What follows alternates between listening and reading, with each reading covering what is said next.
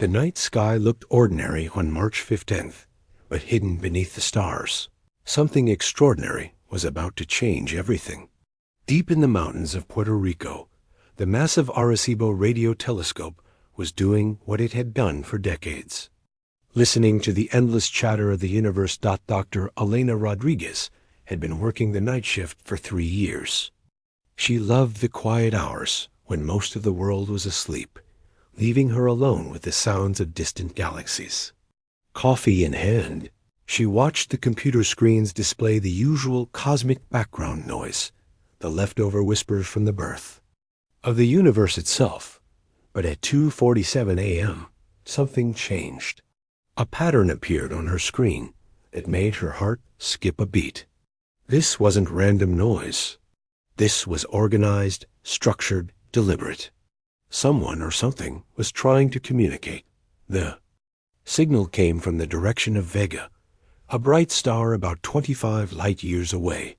What caught Elena's attention wasn't just that it was artificial. It was that it seemed to be aimed directly at Earth, like someone had taken careful aim and fired a message straight at our little blue planet.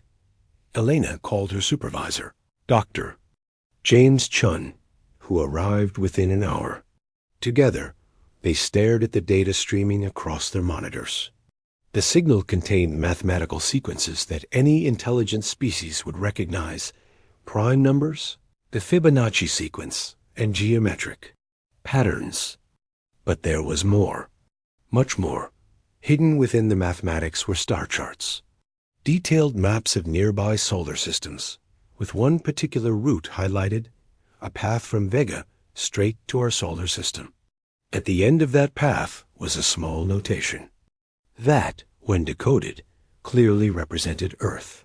"This isn't a general broadcast," Chon whispered, his hands shaking as he pointed to the screen. "This is addressed mail. Someone sent this specifically to us." Over the next 6 hours, more data poured in. The signal wasn't just a greeting. It was a desperate cry for help. Through painstaking translation work, Elena began to piece together the message. The senders called themselves the Zephyrians, and they were in terrible trouble. Their home planet was dying. Their sun was expanding, growing hotter each day, turning their beautiful world into a burning wasteland. Billions of lives hung in the balance, and they had only months before their entire civilization would be wiped out forever. But here's where the story takes an incredible turn. The Zephyrians weren't just randomly asking for help. They had chosen Earth specifically, and their reasons would shock everyone. Thousands of years ago, when humans were still living in small groups and just beginning to develop agriculture, the Zephyrians had sent exploration probes throughout the galaxy. These automated scouts had visited hundreds of worlds, collecting data about different species and their potential for growth. When their probe reached Earth, it found a species of intelligent primates who lived in peaceful communities. These early humans worked together, shared resources, and seemed to resolve conflicts through discussion rather than violence. The probe's report described them as gentle gatherers with high cooperation instincts and marked Earth as a low threat, high-potential sanctuary world. The Zephyrians had kept this information in their vast databases for millennia. When disaster struck and they needed a new home, their computers searched for the safest possible destination. Earth came up as the perfect match, a world inhabited by peaceful, cooperative beings who would likely welcome refugees with open arms. There was just one tiny problem. The Zephyrians had no idea what humans had become over the past few thousand years. Elena discovered this crucial detail as she continued decoding their message. The Zephyrians weren't just asking for help. They were politely requesting permission to establish colonies on Earth. They included detailed information about their needs, how many refugees they had, over 2 million, what kind of land they preferred, areas with specific atmospheric conditions, and what they could offer in return: advanced technology and peaceful coexistence. Their message painted a picture of Earth as they expected to find it: small tribes of gentle humans living in harmony with nature, with plenty of empty land and resources to share. They had even calculated that Earth could easily support both human and Zephyrian populations without any conflict over resources. As Elena read their assumptions about human society, she felt a chill run down her spine. The Zephyrians expected to negotiate with village elders. They anticipated meeting people who made decisions through community consensus. They believed humans were still living in the same small, peaceful groups their ancient probe had observed. They had no concept of nations, governments, military forces, or the complex web of international politics that now covered the planet. They didn't know about wars, weapons, or the fact that humans had built thousands of nuclear devices capable of destroying entire cities. The Zephyrians were planning their arrival based on a completely outdated picture of humanity. In their minds, they were asking for help from a species of peaceful farmers and gatherers. In reality, they were about to encounter 7 billion highly organized, technologically advanced, and often territorial beings who had turned competition and conflict into art forms. But the most shocking revelation was still to come. As Elena dug deeper into the transmission, she found a timeline. The Zephyrians weren't just asking for permission to come to Earth. They were already on their way. Their massive refugee ships had launched months ago, traveling at incredible speeds, using technology that bent the laws of physics as humans understood them. The message wasn't a request for permission. It was a notification of arrival. The Zephyrians had been so confident in their ancient data about peaceful Earth that they had committed their entire civilization to the journey before even sending their message. According to their calculations, the first Zephyrian ships would reach Earth's solar system in less than 6 months. Elena stared at the screen, realizing she was looking at the most important discovery in human history. But she was also looking at a potential disaster in the making. 2 species, both intelligent and well-meaning, were about to meet based on completely wrong assumptions about each other. The Zephyrians expected to find peaceful villagers ready to welcome refugees. Instead, they would find a planet full of nations armed with weapons that could crack continents, led by governments that often couldn't agree on much simpler issues than interstellar immigration policy. And humanity was about to discover that the universe wasn't empty after all. Other civilizations existed, some friendly, some not so much. The Zephyrians' message included warnings about the Galactic War they were fleeing, a conflict between multiple alien species that had been raging for centuries. By sending their distress signal to Earth, the Zephyrians had inadvertently announced humanity's existence to everyone else in the galaxy. Earth was no longer a hidden world. Other species now knew exactly where to find us. As dawn broke over the mountains of Puerto Rico, Elena realized that everything was about to change. The quiet little planet that had been humanity's home for millions of years was about to become the center of the most complicated first contact scenario anyone could imagine. The Zephyrians had sent their distress signal to what they thought was the perfect species to help them. Instead, they had contacted a species that would surprise, challenge, and ultimately transform their understanding of what it meant to be intelligent life in a dangerous universe. And humanity was about to learn that sometimes the most important conversations begin with a simple misunderstanding. Elena stared at her phone, knowing that once she made this call, there would be no going back. The alien message was too important to keep secret, but she also knew that releasing this information would change the world forever. After 3 sleepless days of double-checking her work, she finally picked up the phone and called her contact at NASA. Within 6 hours, Elena found herself in a secure conference room in Washington, surrounded by people whose names she had only seen in newspapers. Scientists, military officials, government representatives, and intelligence experts all crowded around tables covered with printouts of the alien transmission. "You're absolutely certain this is real?" asked General Patricia Williams, leaning forward with intense eyes. Elena nodded, feeling the weight of history pressing down on her shoulders. The mathematical proofs alone would be impossible to fake, Elena explained for the 10th time that day. But more importantly, we've been tracking the signal's origin. Point. It's definitely coming from the Vega system, and it's getting stronger as their ships get closer. The room fell silent. Everyone had been hoping deep down that this might be some elaborate hoax or a mistake in the data. But Elena's certainty left no room for doubt. Aliens were real.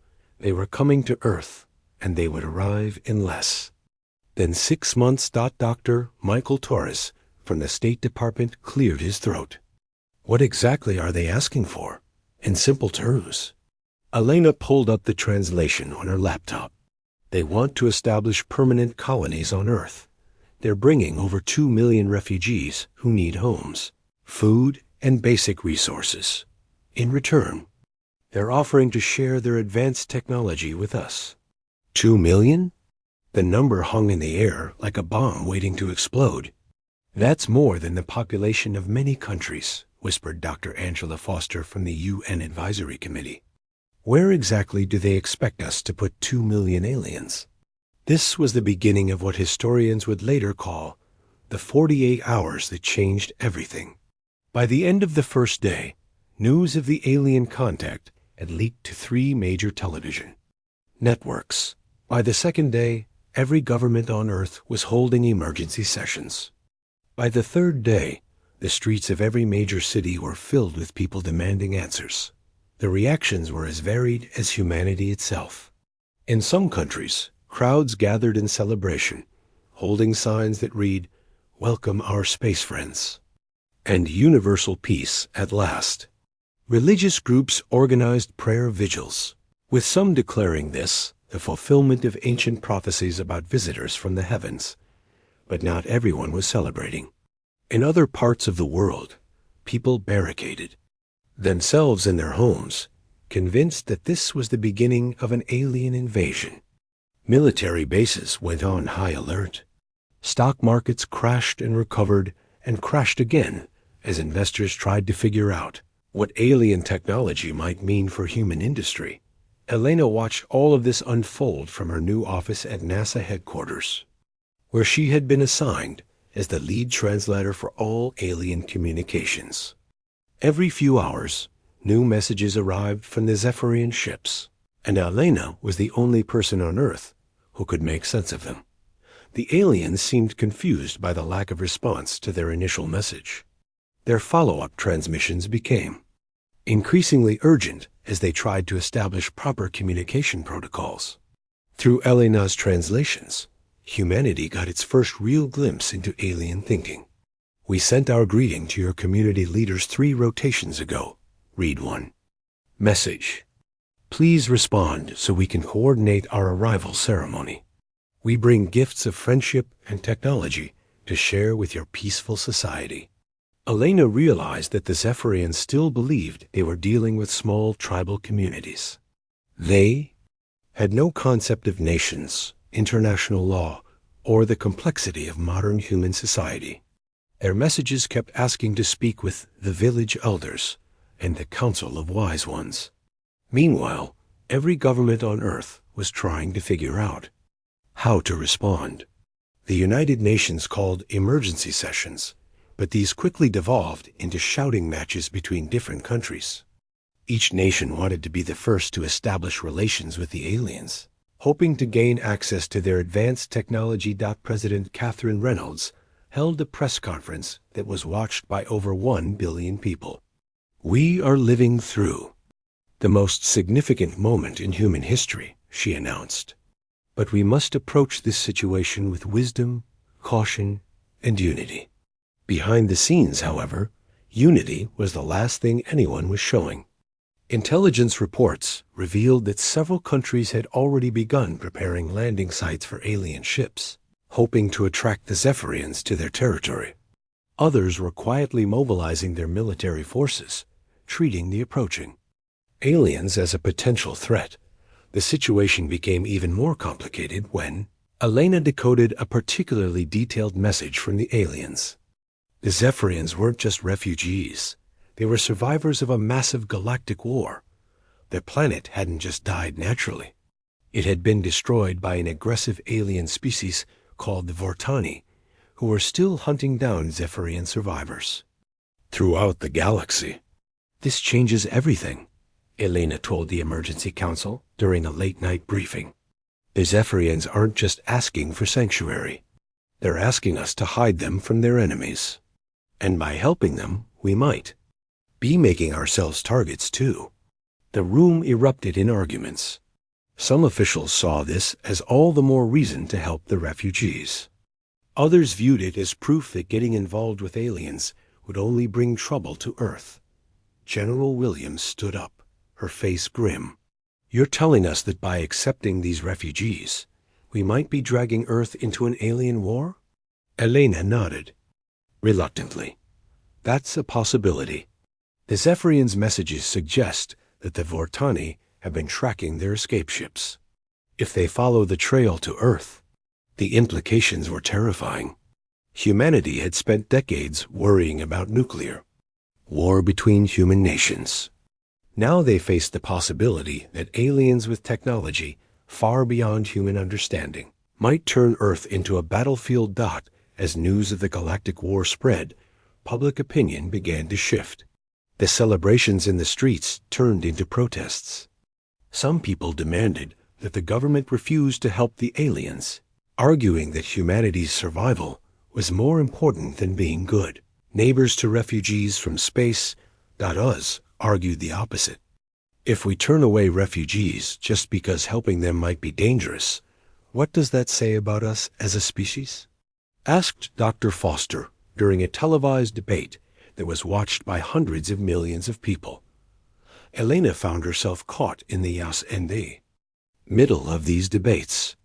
As the only person who could communicate directly with the Zephyrians, she had become one of the most important people on Earth overnight.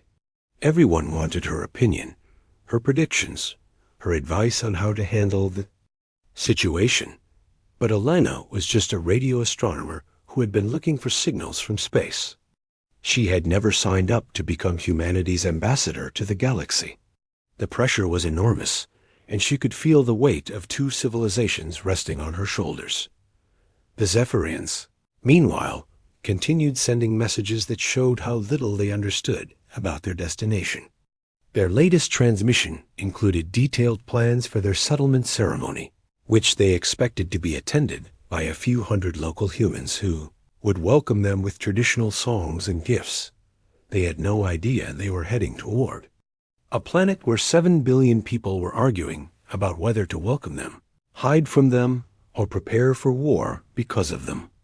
They didn't know that their simple request for sanctuary had triggered the largest international crisis in human history. Elena stared at the latest message from the Zephyrian ships, which were now close enough that their signals only took a few hours to reach Earth. The message was simple and heartbreaking. We see your beautiful blue world growing larger each day.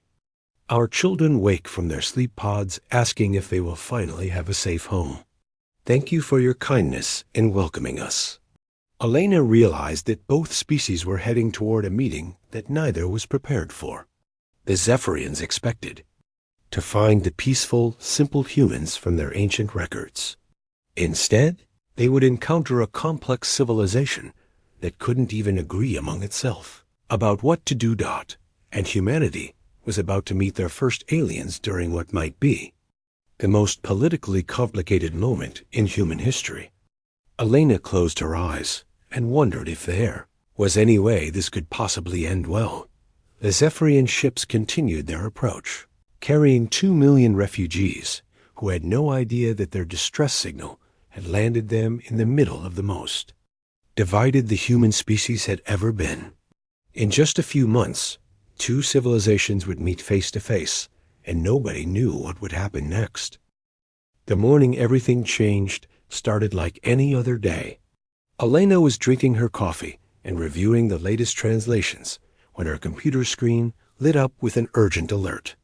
The Zephyrian ships had just crossed into our solar system, and their first message upon arrival made her heart sink. "We do not understand," the message read. "Our sensors detect millions of large settlements across your world. Our records show only small communities of peaceful gatherers. Has there been some mistake in our navigation?" Elena realized that the Zephyrians were getting their first real look at modern Earth, and they were completely shocked. Their ancient data had prepared them for a world with maybe a few 100,000 humans living in small villages. Instead, their advanced scanners were showing them massive cities with millions of people, sprawling industrial complexes, and a technological civilization that rivaled their own in many ways. But the biggest shock was yet to come. As the alien ships moved closer to Earth, their sensors began detecting something that terrified them even more than the unexpected cities. They found the weapons. "Alert! Alert!" came the next transmission, and Elena could hear the panic in their translated words. "The peaceful species has somehow acquired massive destructive capabilities. We detect thousands of explosive devices capable of destroying entire regions. This does not match our records. Are we in the wrong system?" Elena's hands shook as she typed her response. How do you explain to aliens that the peaceful species they remembered had spent the last few thousand years perfecting the art of warfare? How do you tell refugees fleeing from galactic violence that they had accidentally chosen to seek shelter with one of the most militaristic species in their local galactic neighborhood? Meanwhile, the alien ships were causing their own panic on Earth. Telescopes around the world were tracking massive objects moving through the outer solar system. These weren't the sleek spaceships that humans had imagined in movies. The Zephyrian vessels were enormous, each one the size of a small city, designed to carry hundreds of thousands of refugees across the vast distances between stars. The ships themselves were beautiful in an alien way. Instead of metal in straight lines, they seemed to be grown rather than built, with flowing organic curves that sparkled with an inner light. They moved through space without any visible engines, bending the laws of physics in ways that made human scientists weep with confusion and excitement. Dr. Chun, who had been working alongside Elena since the first signal, stared at the images from the Hubble telescope. "They're not just refugees," he whispered. "They're an entire civilization in motion. Look at those ships. They're like floating cities, complete ecosystems designed for long-term space travel." Elena was chosen to be humanity's primary spokesperson for the first official contact meeting. The location was carefully selected. The International Space Station, neutral territory that didn't belong to any one country. Representatives from major world powers joined by video link. While Elena would be the only human to actually meet the aliens face-to-face, as the Zephyrian diplomatic shuttle approached the space station, Elena felt her stomach churning with nervousness. She was about to become the first human being to have a conversation with an alien, and the weight of that responsibility was almost crushing. The alien shuttle docked with the space station with impossible smoothness, as if the two vessels were magnetically attracted to each other. Elena floated in the docking bay, wearing her best diplomatic outfit and trying to remember everything she had learned about Zephyrian culture from their transmissions. The airlock opened with a soft hiss, and Elena got her first look at an actual alien being. The Zephyrian ambassador was nothing like the little gray aliens from movies and TV shows. He was tall, nearly 7 feet, with skin that seemed to be made of living crystal that shifted colors based on his emotions. His eyes were large and multifaceted like jewels, and when he moved, it was with a flowing grace that reminded Elena of water moving over stones. "I am Corvain," he said, and his voice came from a small device attached to his chest rather than from his mouth. "I am honored to meet you, human Elena, but I must confess, I am deeply confused about what we have found here." Elena tried to smile welcomingly, though she wasn't sure if Zephyrians understood human facial expressions. "We're confused too," she admitted. "I think we both had different expectations about this meeting." Corvain's skin shifted to a deep blue. Color, which Elena's crash course in alien emotions had taught her, indicated sadness or concern. "Our record spoke of a simple species living in harmony with nature. Instead, we find a complex civilization with vast cities and—" He paused, his skin flickering red. "Weapons of incredible destructive power." Elena felt the weight of having to explain thousands of years of human history in a way that wouldn't terrify an alien refugee. "We've grown a lot since your people last visited our world. Humans can be very different from what your records show." "Different how?" Corvain asked, and Elena could see the fear in his jeweled eyes. "Are you a warrior species? Will you attack us when we try to land?" This was the moment Elena had been dreading. How do you explain to peaceful refugees that they had accidentally asked for help from a species that had perfected warfare? How do you tell someone fleeing from galactic violence that they had chosen Earth specifically because they thought humans were harmless? "We're not warriors," Alana said carefully, "but we're not the simple gatherers your records describe either. Humans are complicated. We can be incredibly kind and generous, especially to people who need help. But we can also be protective of our territory and suspicious of outsiders." Corvain's skin went through a rainbow of colors as he processed this information. Behind him, Elena could see other Zephyrians floating in their shuttle. All of them, looking anxious and confused. "We have made a terrible mistake," Corvain said finally. "We believed we were seeking help from a peaceful species that would welcome refugees. Instead, we have brought our problems to a world that may see us as invaders." Elena felt her heart breaking for these alien refugees who had traveled so far looking for safety, only to discover that their sanctuary might turn into another battlefield. "It's not that simple," she said. "Many humans do want to help you, but others are afraid. And when humans are afraid, they fight," Corvain finished, his skin now a deep red that Elena recognized as the color of fear among his people. The conversation was interrupted by an urgent beeping from Elena's communication device. General Williams appeared on the screen, her face grim with news that would change everything. "Elena, we've got a problem," the general said. "Our deep space monitors are picking up other signals. The Zephyrians weren't the only ones who received that first transmission. We're detecting at least 3 other alien species heading toward Earth. And based on the Zephyrian records you've been translating, not all of them are friendly." Elena felt the blood drain from her face. "What are you saying?" "I'm saying that, by answering the Zephyrian distress call, we've accidentally announced Earth's location to the entire galaxy. We're not just dealing with refugees anymore. We're dealing with everyone who might be interested in a newly discovered planet with intelligent life." Corvain's skin went completely white, a color Elena had never seen before. Through his translator, she could hear him speaking rapidly to his companions in their musical alien language. When he turned back to Elena, his voice was shaking. "The Vortani," he whispered, "the species that destroyed our world. They track refugee ships to find new planets to conquer. If they have detected your world's location—" Elena stared at the alien ambassador, realizing that both their species had stumbled into something much bigger and more dangerous than either had imagined.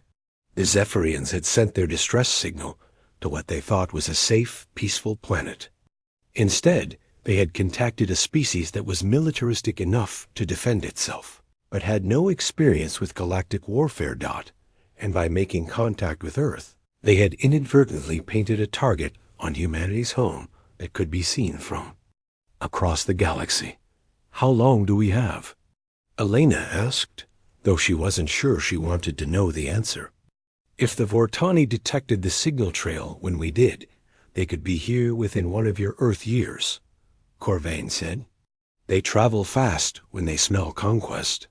Elena looked at this frightened alien refugee and realized that both their peoples were now in the same boat.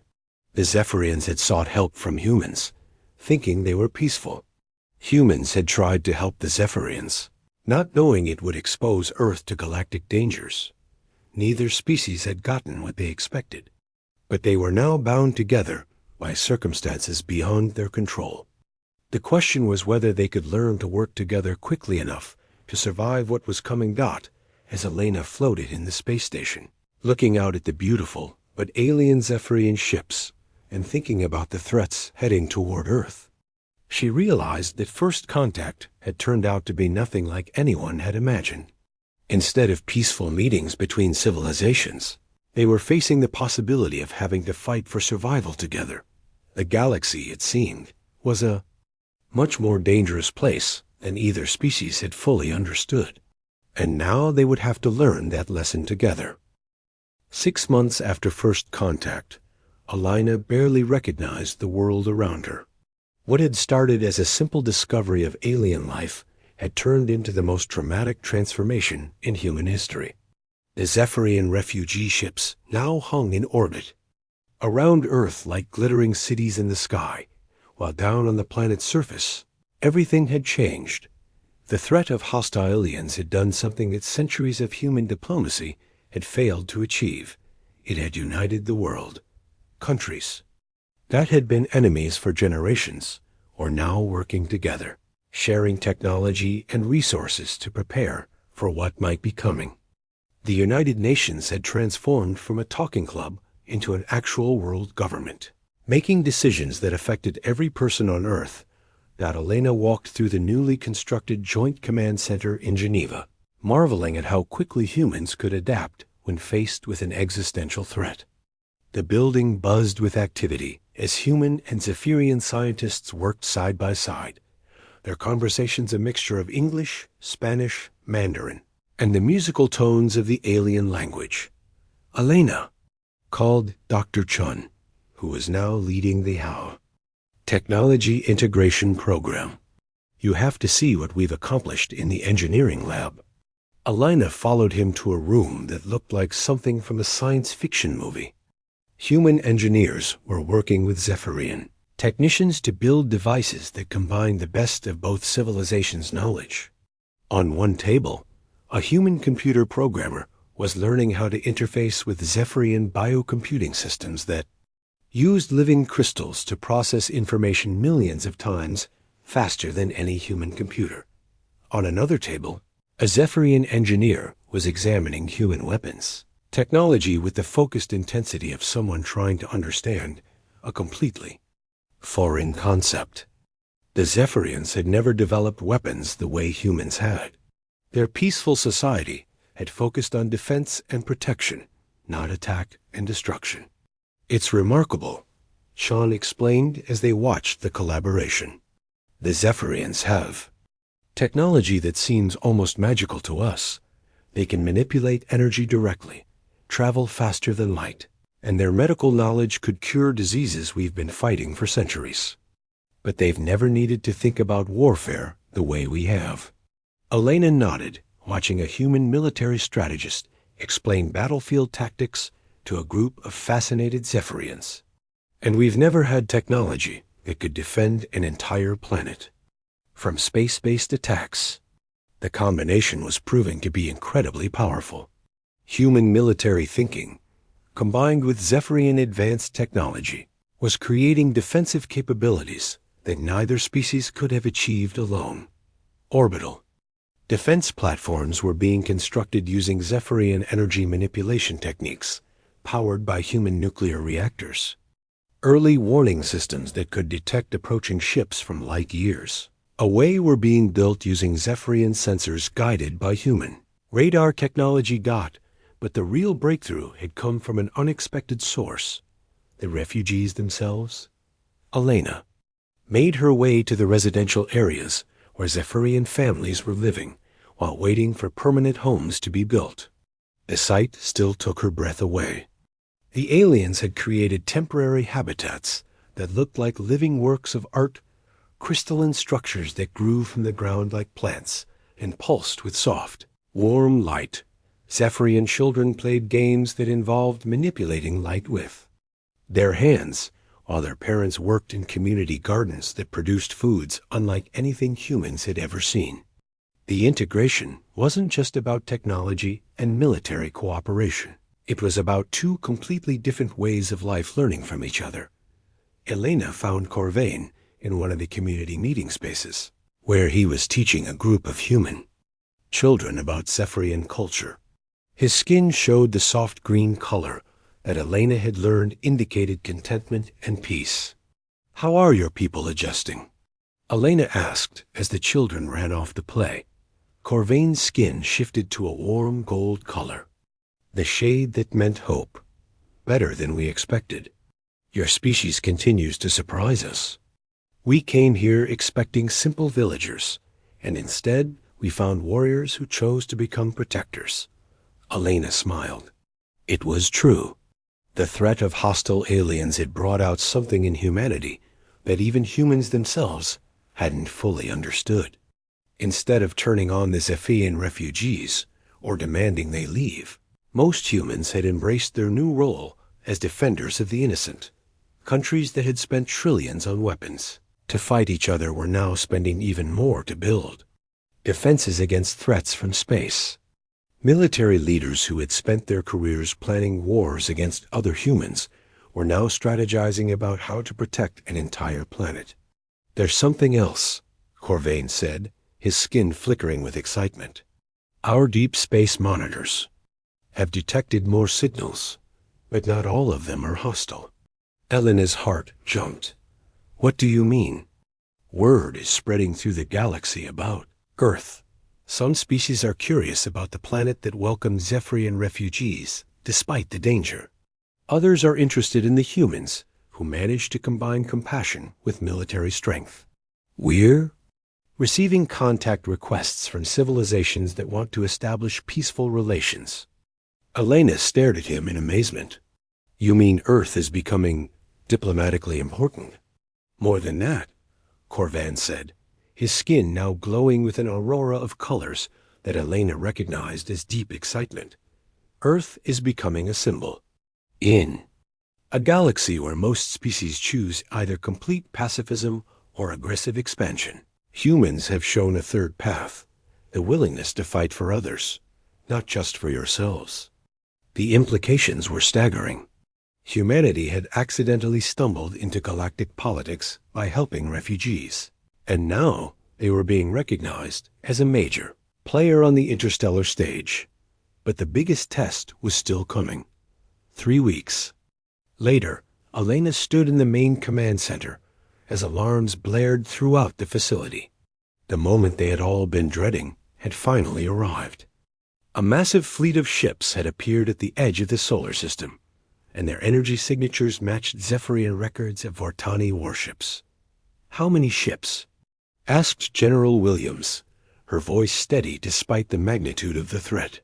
"Over 200, reported Lieutenant Martinez from the tracking station. "These aren't exploration vessels or refugee ships. These are built for war." Elena looked at the display showing the approaching fleet and felt her mouth go dry. Each Vortani ship was larger than the biggest Zephyrian vessel, covered in weapons that could probably destroy entire cities with single shots. Corvain entered the command center, his skin cycling through rapid color changes that Elena had learned meant extreme stress. "They're not just here for us," he said. "Vortani fleets this size are sent to conquer entire star systems. They intend to claim Earth as a new colony." General Williams turned to Elena. "Are we ready for this?" Elena looked around the command center at the incredible mixture of human and alien technology, at the screens showing defense platforms that had been built in record time, at the faces of people from dozens of countries working together for the first time in human history. "We're as ready as we can be," she said. The battle, when it came, was unlike anything humans had ever experienced. The Vortani ships approached Earth, expecting to find a primitive world protected only by Zephyrian refugees. Instead, they encountered. Defense systems that combined human military strategy with Zephyrian advanced technology. Orbital platforms that looked like crystalline flowers opened up to reveal weapons that fired concentrated beams of energy. Human fighter pilots flew ships equipped with Zephyrian faster-than-light engines, allowing them to appear behind enemy vessels in the blink of an eye. Ground-based defense systems used human radar guidance to aim Zephyrian energy weapons with impossible precision. But the real surprise came when other alien species began arriving to help defend Earth. Word had spread through galactic communication networks about the planet that had welcomed refugees and stood up to the Vortani, species that had been neutral in galactic conflicts for centuries, sent ships to support Earth's defense. Elena watched from the command center as the tide of battle slowly turned.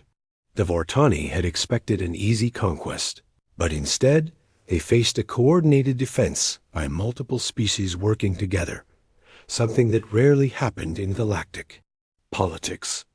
After 18 hours of fighting, the Vortani fleet began to retreat. Their commander sent a message that Elena translated with shaking hands. "This system is better defended than our intelligence indicated. We withdraw, but mark this. Location for future consideration." It wasn't a complete victory, but it was enough. Earth had proven it could defend itself and its allies.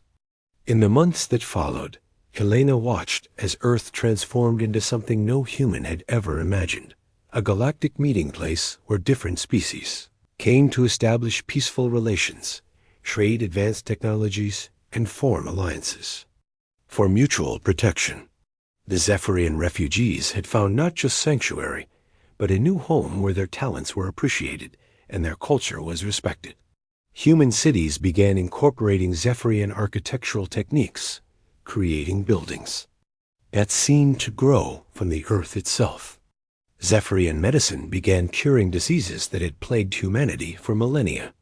But perhaps most importantly, humans had discovered something about themselves they had never fully understood. They weren't just a species that fought well.